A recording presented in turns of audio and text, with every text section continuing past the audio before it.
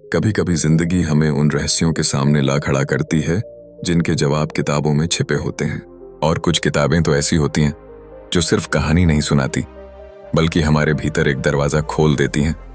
Imagination, mystery और magic का। नमस्कार दोस्तों, स्वागत है आपका उस जगह पर जहां शब्दों के पीछे की दुनिया को हम मिलकर खोजते हैं। आज मैं आपको लेकर चलने वाला हूं एक ऐसी किताब की रहस्यमयी और दिल को छू लेने वाली दुनिया में जिसे पढ़कर यकीन करना मुश्किल हो जाता है कि यह सिर्फ एक नॉवेल है। जी हाँ, मैं बात कर रहा हूं द ब्लैकबर्ड ऑरेकल की, जिसे लिखा है internationally best selling author Debra Harkness ने। यह कोई आम कहानी नहीं है बल्कि एक ऐसी यात्रा है जहां जादू, समय, इतिहास और आत्मा के रहस्यों का अद्भुत संगम होता है।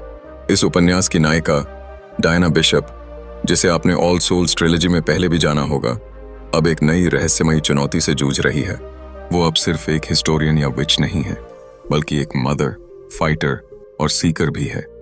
अपने अतीत, अपने खून में बसी ताकतों और एक रहस्यमयी चेतावनी से जूझती हुई। आप जब इस कहानी में उतरते हैं तो सिर्फ पन्नों को नहीं पलटते बल्कि समय की परतों को उघाड़ते हैं। आपको महसूस होता है कि कुछ तो है जो इन पंक्तियों के बीच फुसफुसा रहा है, जैसे कोई पुरानी आत्मा आपको कुछ बताना चाहती हो। डायना के सपनों में बार बार आ रही है एक काली चिड़िया, जो न कोई साधारण सपना है और न ही कोई तस्वीर। ये ब्लैकबर्ड एक ऑरेकल है, एक भविष्यवाणी की प्रतीक जो छुपे हुए खतरों की ओर इशारा करती है। और जैसे जैसे डायना इस रहस्य को सुलझाने की कोशिश करती है, कहानी आपको एक ऐसे सफर पर ले जाती है जहां जादू और यथार्थ की रेखाएं धुंधली हो जाती हैं। क्या आप कभी किसी ऐसे पल से गुजरे हैं जहां अतीत आपके आज को घेरे हुए हो, जहां कुछ पुरानी यादें आपको जगाए रखती हों, जहां सवाल जवाबों से तेज हों और सच्चाई खुद एक पहेली बन जाए? द ब्लैकबर्ड ऑरेकल वही एहसास देता है, एक भावनात्मक रोलर कोस्टर राइड जिसमें आपको मिलेगा सस्पेंस, फैमिली की वार्मथ, डार्क मैजिक की सिहरन और एक ऐसी महिला का संघर्ष जो अपने बच्चों की सुरक्षा के लिए किसी भी हद तक जा सकती है। डेबोरा हार्कनेस का लेखन इतना सजीव है कि लगता है जैसे आप खुद बिशप हाउस में चल रहे हों। पुरानी किताबों की खुशबू आपकी सांसों में घुल रही हो और किसी कोने से फुसफुसाहटें सुनाई दे रही हों। इस कहानी की सबसे खूबसूरत बात यह है कि यह सिर्फ फैंटेसी नहीं है, ये एक रिफ्लेक्शन है हमारे अपने फियर्स, हमारी शक्ति और हमारे चॉइसेस का।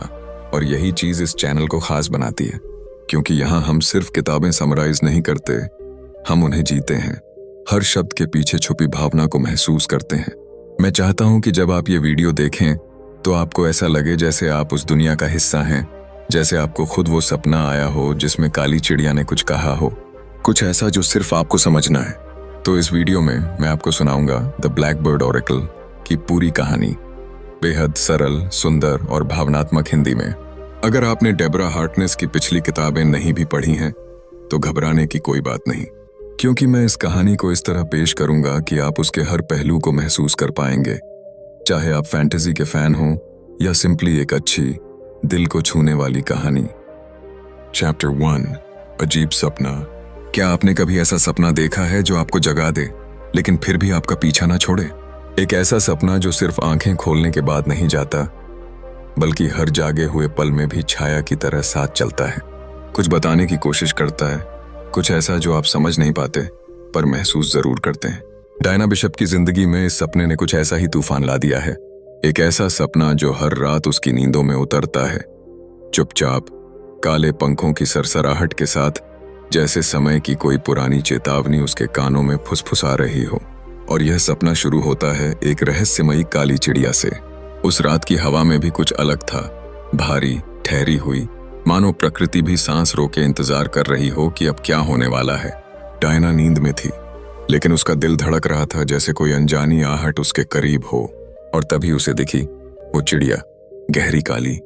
उसकी आंखों में कोई चमक नहीं थी, सिर्फ खालीपन। लेकिन उस खालीपन में भी एक गहराई थी, एक सवाल, एक पुकार, एक डर। यह कोई साधारण सपना नहीं था। डायना, जो अब सिर्फ एक विच नहीं बल्कि 2 बच्चों की मां भी है, इस सपने में कुछ ऐसी बात महसूस करती है जिसे शब्दों में ढालना मुश्किल है। उस चिड़िया की उपस्थिति किसी आने वाले तूफान का संकेत देती है और डायना के जादुई अस्तित्व की गहराइयों को छूने लगती है। वो सपना डायना को एक जगह ले जाता है, एक पुराना जंगल जहां हवा में कुछ दबी दबी चीखें गूंजती हैं। वहां पेड़ ऐसे खड़े हैं मानो सदियों से किसी राज को अपने भीतर छुपाए हुए हों। वहां पत्तों की सरसराहट नहीं बल्कि आत्माओं की आहटें सुनाई देती हैं। और उस जंगल के बीचों बीच एक वृत्त, सर्कल ऑफ फेदर्स, जहां काली चिड़िया बैठी है और डायना से आंखें मिला रही हैं। कोई शब्द नहीं कहे जाते, लेकिन एक संदेश उसके सीने पर दस्तक देता है। डायना उठती है, पसीने से तर, सांसें तेज। पर कमाल की बात यह है कि सपना खत्म नहीं होता। वो खिड़की के बाहर देखती है और दूर अंधेरे आसमान में एक काली आकृति उड़ती दिखाई देती है। क्या वो सिर्फ उसका भ्रम है या सपना अब उसकी जागती दुनिया में भी अपनी जगह बना रहा है? ये पहली बार नहीं है जब डायना को इस तरह के सपने आ रहे हैं, लेकिन इस बार कुछ अलग है। यह सपना सिर्फ डर नहीं लाया, यह सपना कुछ मांग रहा है। कोई जवाब, कोई कदम, कोई बदलाव। जब कोई माँ बनती है तो उसकी शक्तियां बदलती हैं। उसके डर गहरे हो जाते हैं, लेकिन उससे भी गहरी हो जाती है उसकी रक्षा करने की ताकत। डायना को अब सिर्फ अपनी नहीं बल्कि अपनी बेटी रेबेका और बेटे फिलिप की भी चिंता है, और इस सपने ने उसे एक माँ के रूप में हिला दिया है। वो सोचती है, क्या यह सपना किसी भविष्य की चेतावनी है? क्या रेबेका से जुड़ी है कोई अनदेखी ताकत? क्या डायना का अतीत अब उसके बच्चों को घेरने वाला है? जैसे जैसे दिन चढ़ता है वो इस सपने की गूंज को अपने भीतर महसूस करती है। मैथ्यू, उसका जीवन साथी, उसका प्रेम, उसका युद्ध साथी, उसे देखता है, पर डायना कुछ नहीं कहती। कैसे कहे कि एक चिड़िया ने उसे अंदर से हिलाकर रख दिया है? कैसे समझाए कि उस काली उड़ान में उसने अपने अतीत, वर्तमान और भविष्य तीनों की झलक देखी? इस सपने ने डायना को एक ऐसी यात्रा पर धकेल दिया है जहां उसे न सिर्फ अपने भीतर झांकना पड़ेगा बल्कि उन रहस्यों का भी सामना करना पड़ेगा जिनके जवाब सदियों से दबे हुए हैं। वो जानती है कि यह सपना महज एक संकेत नहीं, एक दरवाजा है, एक बंधन है। चैप्टर 2, पुरानी किताब की पुकार। कभी कभी किताबें हमें नहीं बल्कि हम किताबों को नहीं चुनते, वो हमें चुन लेती हैं। एक अजीब सा खिंचाव, एक आवाज जो बिना शब्दों के बोलती है, और हम खिंचे चले जाते हैं उस ओर जहां समझ से परे कुछ इंतजार कर रहा होता है। डायना बिशप, एक जानी मानी इतिहासकार, एक चुड़ैल और अब एक माँ। जब पुराने लाइब्रेरी में एक डस्टी शेल्फ के पास पहुंची तो उसे किसी ने छुआ नहीं था। फिर भी एक किताब थी जो उसके नाम से पुकार रही थी। ये कोई साधारण किताब नहीं थी और न ही उसकी परतों में सिर्फ पन्ने थे। वहां एक चेतावनी थी, एक कहानी जो लिखी नहीं गई थी, बस महसूस की जा सकती थी। उस पल जब डायना ने वो किताब हाथ में उठाई, समय जैसे कुछ क्षणों के लिए थम गया। कमरे की हवा भारी हो गई थी, जैसे किसी ने दरवाजा खोला हो। एक ऐसे युग का जो अब केवल जादू की धुंधली यादों में जिंदा है। किताब का कवर फेडेड था, लेदर की महक में एक पुरानी आत्मा की सांसें बसी थीं। लेकिन डायना को सबसे अजीब बात यह लगी, पन्ने तो थे लेकिन कई पृष्ठों पर कुछ भी नहीं लिखा था, बस एक खालीपन। पर वो खालीपन बोल रहा था। जैसे ही उसने उंगलियां एक खाली पन्ने पर चलाईं, एक झटका सा लगा। उसकी आंखों के सामने कुछ फ्लैश हुआ। एक युवती सफेद परिधान में, हाथ में वही किताब थामे हुए। उसके पीछे एक काली चिड़िया उड़ रही थी और आंखों में एक अजीब डर था, या शायद चेतावनी। डायना ने गहरी सांस ली। वो समझ गई थी, ये किताब महज किसी गुमनाम विच की जर्नल नहीं थी। ये एक दरवाजा थी, और उस दरवाजे के पार जो था वो डायना की अपनी आत्मा से जुड़ा हुआ था। मैथ्यू ने जब डायना को किताब के साथ देखा तो उसकी आंखों में चिंता थी। वो जानता था कि डायना की जादुई ऊर्जा उस किताब से जुड़ने लगी थी।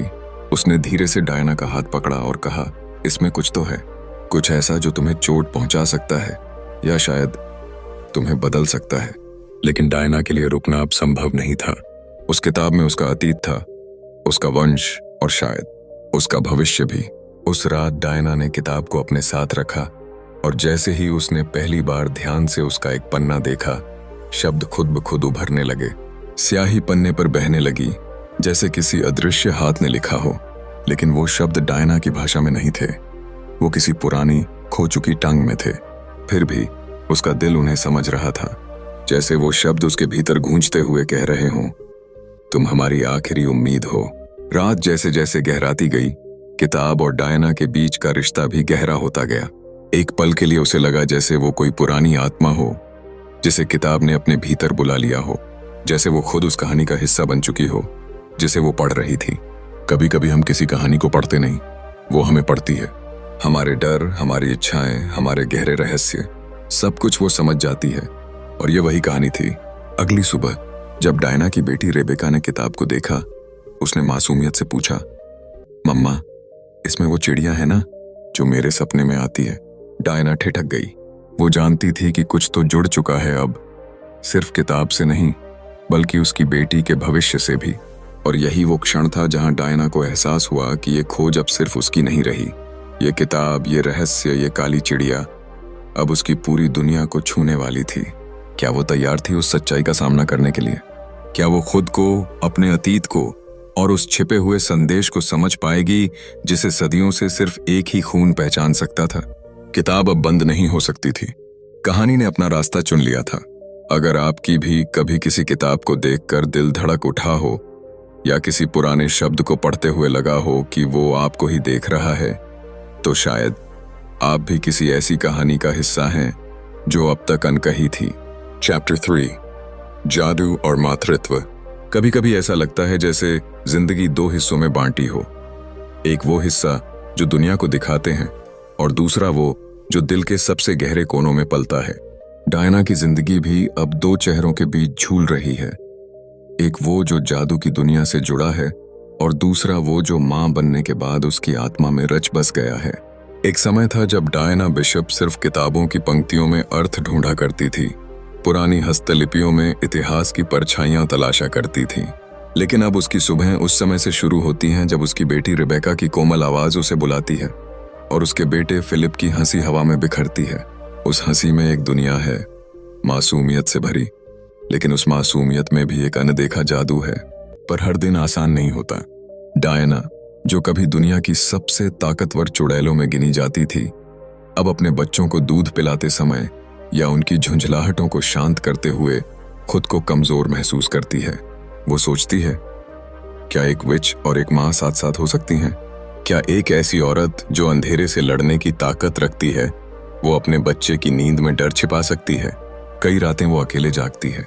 कमरे में सब कुछ शांत होता है, लेकिन उसके दिल में एक तूफान चलता रहता है। कभी कभी उसे अपनी मां की याद आती है, उस मां की जो खुद भी एक चुड़ैल थी, पर अपनी बेटी को पूरी तरह जानने से पहले ही दुनिया से रुखसत हो गई। डायना सोचती है, क्या उसने भी ये द्वंद्व महसूस किया होगा? क्या उसने भी जादू और ममता के बीच एक अदृश्य रेखा खींची होगी? एक शाम जब रेबेका को अचानक तेज बुखार हो जाता है, डायना घबरा जाती है। डॉक्टर को बुलाने के बजाय वो अपने हाथों को अपनी बेटी के माथे पर रखती है। जादू अपने आप बहने लगता है। न कोई मंत्र, न कोई तैयारी, बस एक मां की व्याकुलता, एक मां की चाहत और उस चाहत के भीतर छुपी अनकही शक्ति। कुछ ही पलों में रेबेका की सांसें सामान्य हो जाती हैं, लेकिन साथ ही उसके हाथ पर एक काले पंख की आकृति उभर आती है, वैसी ही जैसी उसने सपनों में देखी थी। वो समझ जाती है कि रेबेका कोई साधारण बच्ची नहीं है। उसके अंदर कुछ ऐसा है जो उसे दुनिया से अलग बनाता है, और शायद इसीलिए काली चिड़िया बार बार चेतावनी देती है। लेकिन क्या एक मां अपने बच्चे को जादू से बचा सकती है, या उसे उस रास्ते पर चलाना होगा जिसे किस्मत ने चुना है? मैथ्यू, डायना का जीवन साथी, जो खुद एक वैम्पायर है, उसकी आंखों में डर देखता है। वो पूछता है, are you ready to let them face the world? और डायना बस मुस्कुरा देती है। वो जानती है कि जवाब आसान नहीं है, लेकिन एक मां की हिम्मत सिर्फ जादू से नहीं आती, वो उस प्रेम से आती है जो अपने बच्चों के लिए हर दर्द झेलने को तैयार हो। धीरे धीरे डायना सीखती है कि जादू और मातृत्व विरोधी नहीं, बल्कि एक दूसरे के पूरक हैं। एक मां का दिल जब अपने बच्चे को बचाने की कसम खाता है, तो वहां जो जादू जन्म लेता है वो किसी एंशिएंट स्पेल से कम नहीं होता। वो समझती है कि उसकी असली शक्ति उसकी मां बनने की क्षमता में छिपी है, और यही शक्ति अब उसके बच्चों को नई राह दिखाएगी। उस रात जब सब सो रहे होते हैं, डायना खिड़की के पास बैठी होती है। आसमान में एक काली चिड़िया उड़ती हुई गुजरती है, चुपचाप, जैसे किसी अनकहे रहस्य को अपने पंखों में समेटे हुए। डायना उसे देखती है, फिर अपनी बेटी को, और पहली बार वो डरती नहीं, क्योंकि अब वो सिर्फ एक विच नहीं, बल्कि एक मां है, और एक मां से बड़ी कोई शक्ति नहीं। चैप्टर 4, भविष्य की भविष्यवाणी। हर कोई चाहता है कि उसे उसका भविष्य पता चल जाए, कि किसी तरह कोई बता दे कल क्या होगा, किस मोड़ पर दर्द इंतजार कर रहा है, और कहां खुशियों की एक हल्की सी चमक छुपी है। लेकिन सच तो यह है कि भविष्य को जानना कोई वरदान नहीं होता, कभी कभी ये एक अभिशाप भी बन सकता है। डायना की आंखों में कई रातों से एक ही सपना उतरता रहा। एक काली चिड़िया जो कुछ कहना चाहती है, कुछ दिखाना चाहती है, लेकिन बोल नहीं सकती। उसकी आंखों में एक अनकही बेचैनी है, मानो वो डायना से कुछ छीन लेना चाहती हो, या शायद उसे किसी और अनजाने सफर पर धकेल देना चाहती हो। लेकिन डायना समझ नहीं पा रही थी, ये सब संकेत हैं या उसका खुद का डर। उसे जवाब चाहिए थे, और जवाबों की तलाश उसे ले जाती है एक ऐसी जगह पर जहां समय ठहर सा गया था। एक पुरानी बुझी हुई सी पहाड़ी पर बनी एक झोपड़ी, जिसमें रहने वाला था एक बूढ़ा व्यक्ति, एक ऐसा सीयर जो अपनी आंखों से नहीं अपनी आत्मा से देखता था। वो इंसान नहीं लगा, उसकी उपस्थिति में हवा तक धीमी चलने लगी थी। डायना ने जब उससे पहली बार बात की तो उसने उसकी ओर देखा नहीं, बस मुस्कुराया और बोला, तुम्हारे सवाल बहुत पुराने हैं, लेकिन जवाब वो और भी पुराने हैं। उस एक वाक्य में समय की गहराई थी, जैसे वो सब कुछ पहले से जानता हो। उसने डायना से कुछ नहीं पूछा, कोई परिचय नहीं लिया, कोई मंत्र नहीं पढ़ा। उसने बस एक जलता हुआ पत्ता डायना की हथेली पर रखा, और उस पल डायना की सांसें थम सी गईं। उसकी आंखों के आगे तेज रोशनी और फिर अंधकार छा गया, और तभी वो देखती है अपना अतीत, अपनी माँ और एक औरत जो उसकी बेटी की तरह लगती है, लेकिन समय कहीं और का है। वो भविष्य नहीं था, वो एक चेतावनी थी। उसने देखा कि एक शक्तिशाली कबीला डायना के वंशजों को खोज रहा है, और काली चिड़िया सिर्फ एक प्रतीक नहीं थी, वो उस भविष्य की निगाह थी जिसे रोका नहीं जा सकता। डायना की बेटी रेबेका, जिसे अभी जादू की बस हल्की हल्की पहचान है, उस अंधकार की चाबी बनती जा रही है। और अगर डायना सावधान नहीं रही तो उसकी बेटी वही दर्द भोगेगी जो कभी उसकी माँ ने भोगा था। उस दर्शन में डायना ने देखा कि मैजिक अब वैसा नहीं रहा जैसा वो जानती थी। कुछ और जाग गया है, कोई प्राचीन शक्ति जो सिर्फ स्पेल्स और हर्ब्स से नहीं बल्कि चॉइसेस से आकार लेती है।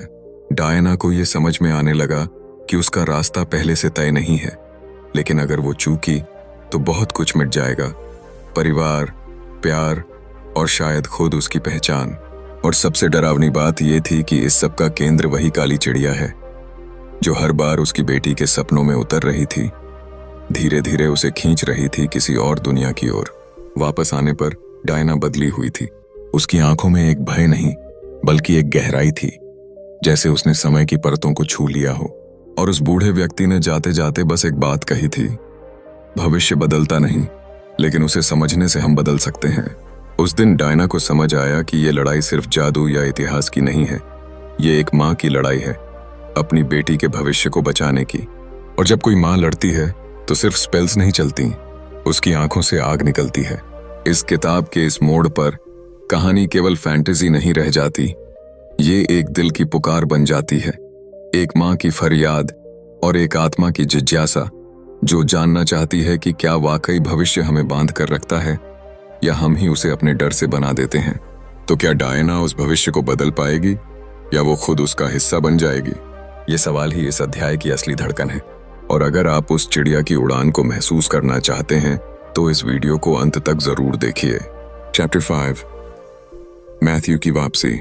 कभी कभी जिंदगी के सबसे जटिल मोड़ पर वही लोग लौटते हैं जिन्हें हम सबसे ज्यादा याद करते हैं, लेकिन जो लौटते हैं क्या वो वैसा ही होते हैं जैसा हमने छोड़ा था? वह सुबह ठंडी थी, हवा में अजीब सी बेचैनी थी, जैसे प्रकृति खुद किसी बात को लेकर सशंकित हो। बिशप हाउस की पुरानी खिड़कियां कांप रही थीं, जैसे दीवारें खुद कोई संदेश देना चाहती हों। डायना अपने बच्चों को लेकर व्यस्त थी, लेकिन उसका मन कहीं और अटका हुआ था, जैसे कोई अधूरा सपना जिसे नींद में भी पूरा न किया जा सका हो। और फिर वो आ गया, मैथ्यू क्लेरमॉन्ट, वही शख्स जिसके साथ डायना ने न जाने कितने जन्मों का वादा किया था, वही व्यक्ति जिसके साथ उसने समय के नियम तोड़े थे, और वही जिसकी अनुपस्थिति हर दिन उसे अंदर ही अंदर चुपचाप तोड़ रही थी। लेकिन जो व्यक्ति दरवाजे पर खड़ा था वो वही मैथ्यू था, और फिर भी नहीं था। उसकी आंखों में वो गहराई तो थी, लेकिन उसमें एक नई परछाई उतर आई थी।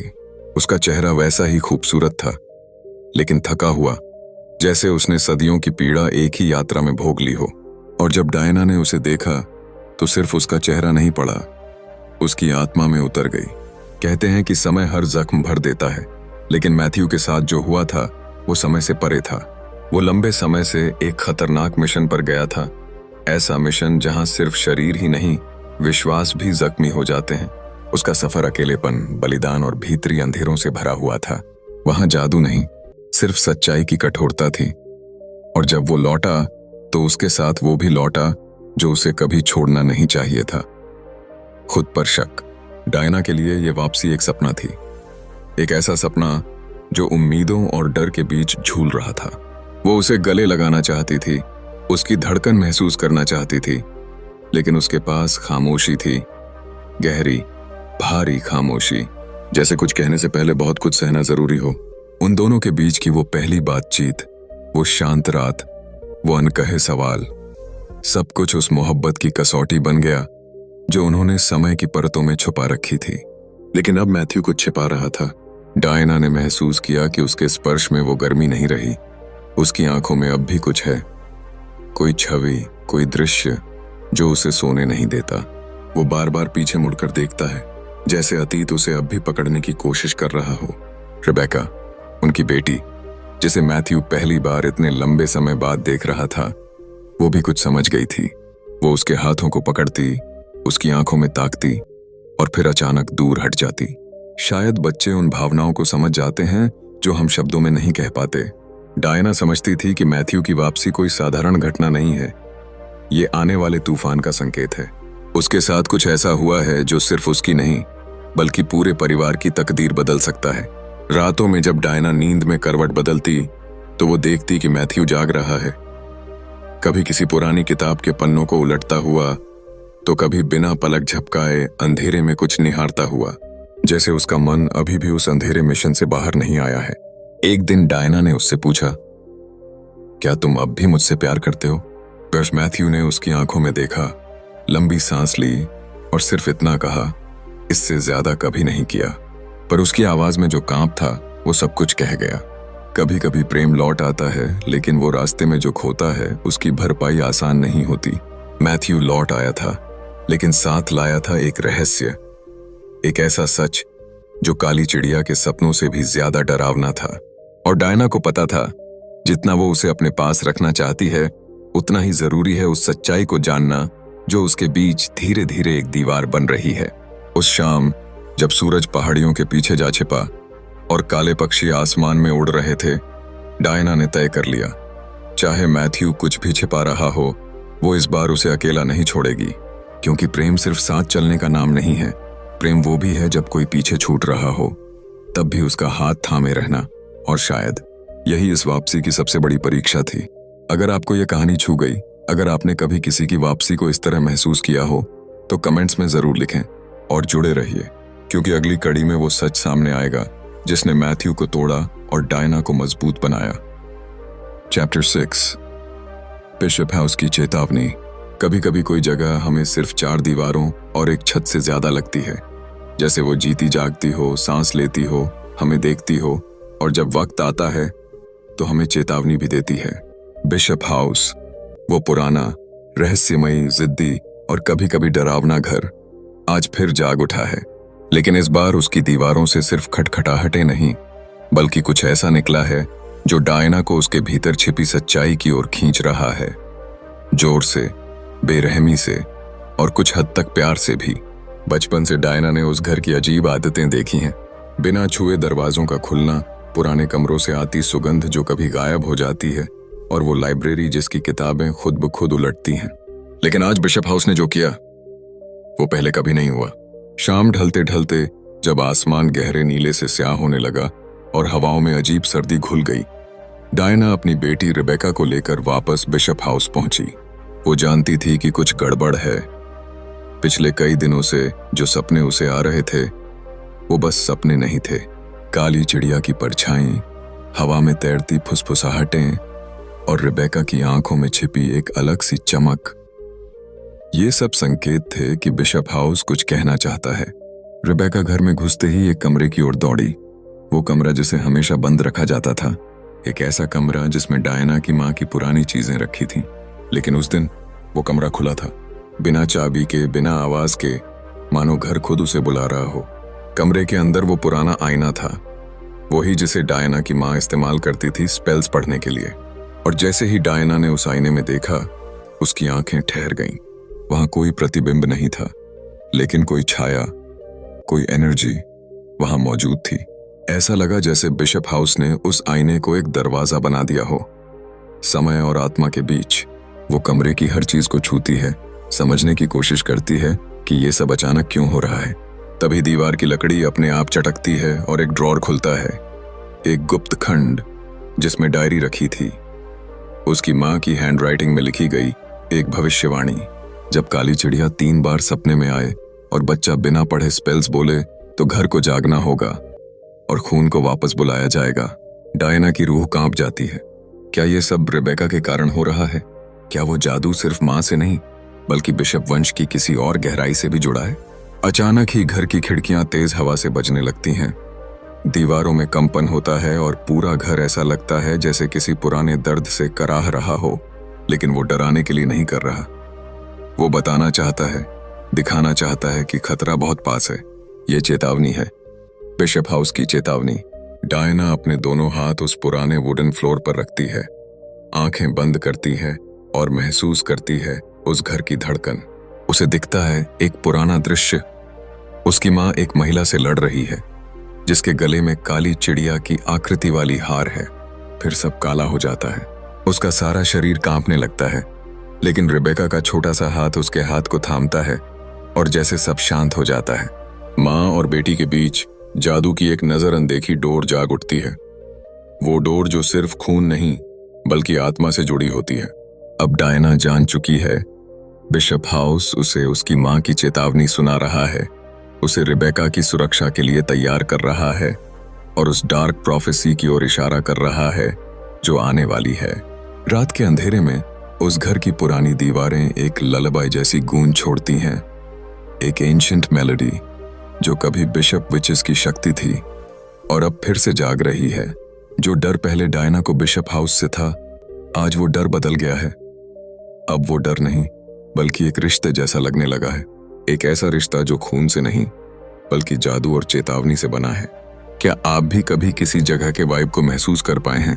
कभी ऐसा हुआ है कि कोई पुराना कमरा, कोई फॉरगॉटन ड्रॉर या कोई बंद दरवाजा आपको बुलाता महसूस हो? क्योंकि कुछ घर सिर्फ घर नहीं होते, वो समय के दरवाजे होते हैं, और बिशप हाउस शायद सबसे ताकतवर उनमें से एक है। वीडियो को जरूर अंत तक देखिए, और अगर आप इस रहस्यमयी दुनिया के और किस्से जानना चाहते हैं तो चैनल को सब्सक्राइब करना न भूलें। द ब्लैकबर्ड ऑरेकल सिर्फ एक फैंटेसी नहीं, ये एक चेतावनी है, और बिशप हाउस उसका पहला गवाह।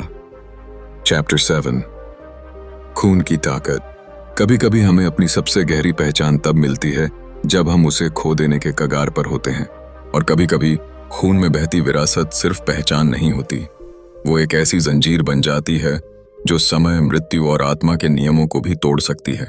डायना बिशप के लिए यह कोई नया विचार नहीं था। उसने जादू देखा था, इतिहास के छुपे हुए पन्नों को महसूस किया था और समय की दीवारों को लांघकर चलना भी सीखा था। लेकिन आज जो उसने जाना वो उससे कहीं अधिक गहरा और व्यक्तिगत था। उस दिन आकाश धुंध से भरा हुआ था, वो धुंध जो बाहर से कम और भीतर से ज्यादा थी। डायना की बेटी रेबेका लगातार अजीब शब्द बड़बड़ा रही थी, कोई पुरानी भाषा जो आज की दुनिया में किसी ने नहीं सुनी थी। डायना समझ गई कि कुछ बदल रहा है। रेबेका में जागी यह शक्ति एक संकेत थी। कोई दरवाजा खुल रहा था, कोई पुराना खून जाग रहा था। उसने खुद को कमरे में बंद कर लिया, अपने ही जादू से एक सर्कल बनाया, किताबों से घेरे हुए उस स्टडी में जहां दीवारों ने इतिहास देखा था, और वहां एक पुराना स्क्रोल निकाला। पीले पड़ चुके पार्चमेंट पर कुछ शब्द लिखे थे जिन्हें पढ़ते ही एक झटका सा लगा। वो शब्द उसका नाम नहीं था, लेकिन वो उसे बुला रहे थे। Bishop blood bears the mark of flight. उसे अपने पूर्वजों की याद आई, उसकी माँ की वो अधूरी बातें, उसके पिता की आंखों में छिपी कोई बेचैनी। अब जाकर वो सब जोड़ने लगा था। खून में सिर्फ डीएनए नहीं होता, उसमें स्मृतियां भी होती हैं, एक चेतना, एक कॉलिंग, डायना की हथेली में हल्की जलन हुई। एक पुराना निशान जो बचपन से था अब चमकने लगा था, जैसे खून के भीतर कोई पुराना मंत्र फिर से जाग उठा हो। और तभी उसे समझ आया, ये जो काली चिड़िया बार बार सपनों में आती है वो बाहर की कोई शक्ति नहीं, बल्कि उसके अपने खून की पुकार है। रेबेका का चुप हो जाना और उसकी आंखों में चमकती एक अजीब सी रोशनी इस बात का इशारा थी कि यह चेतावनी सिर्फ डायना के लिए नहीं, आने वाली पीढ़ियों के लिए थी। दीवार पर लगी एक तस्वीर अचानक जोर से जमीन पर गिर पड़ी। उसके पीछे एक छिपा हुआ दराज था, छोटा, लकड़ी से बना, जिसकी बनावट बिशप हाउस के समय की लग रही थी, जैसे किसी ने जानबूझकर इसे यहां रखा हो सिर्फ डायना के लिए। उसने दराज खोला तो एक अंगूठी मिली, काली, भारी और ठंडी। लेकिन जब उसने उसे छुआ तो जैसे उसके शरीर में बिजली दौड़ गई। आंखों के सामने पुरानी लड़ाइयां, जले हुए पेड़ और एक औरत की चीख गूंजने लगी। वो औरत डायना थी, लेकिन फिर भी नहीं थी। वो समझ गई, ये सब सिर्फ खून की यादें हैं, एक जेनेटिक मेमोरी जो अब खुद को प्रकट कर रही है। और जब उसने उस अंगूठी को पहना तो बिशप हाउस की दीवारों से आवाज आई, किसी प्राचीन भाषा में, जिसे रेबेका ने दोहराया, बिना सीखे, बिना सोचे। काली चिड़िया अब सिर्फ सपना नहीं रही, वो एक दूत थी, उसकी चेतना का हिस्सा। और डायना अब सिर्फ एक चुड़ैल नहीं, बल्कि एक ऐसी ब्लड लाइन की उत्तराधिकारी थी जो सदियों से इस प्रोफेसी को बचा रही थी। यह वो क्षण था जब डायना को समझ आया कि खून की ताकत किसी जादू से कम नहीं होती। यह वो धागा है जो समय की सुइयों को भी बांध सकता है, और यही ताकत अब उसकी बेटी में भी बह रही है। डायना ने आहिस्ता से रेबेका को गले लगाया, एक माँ की तरह नहीं, बल्कि एक योद्धा की तरह जो जानता है कि अब लड़ाई सिर्फ उसकी नहीं, एक पूरी नस्ल की है। इस बार जब उसने काली चिड़िया को देखा, वो डरावनी नहीं लगी, वो एक रहस्य की तरह नहीं, एक उत्तर की तरह लगी। कुछ उत्तर सिर्फ किताबों में नहीं मिलते, कुछ खून में बहते हैं, और जब हम उन्हें पहचानते हैं तो हम सिर्फ खुद को नहीं, अपनी पूरी पीढ़ी को बचा लेते हैं।